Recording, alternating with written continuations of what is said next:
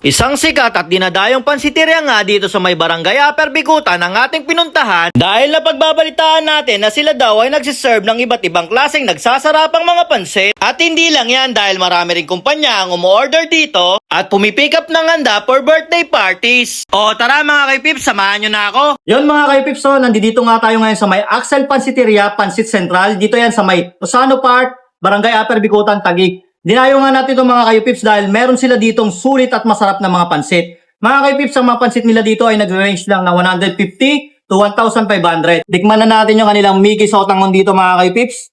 Dito, sa laman pa lang tsaka sa gulay, talagang makikita mong pulido na. Tikman natin yung timpla ng kanilang pansit.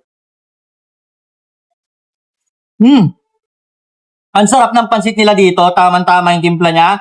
Tamang-tama yung mixture ng alat niya na kumakapit doon sa kanyang sotangon tsaka sa Mickey.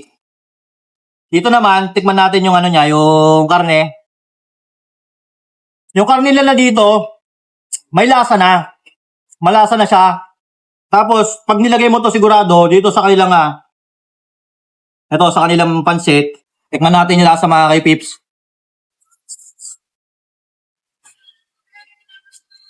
Ang sarap mga kaipips. Solid.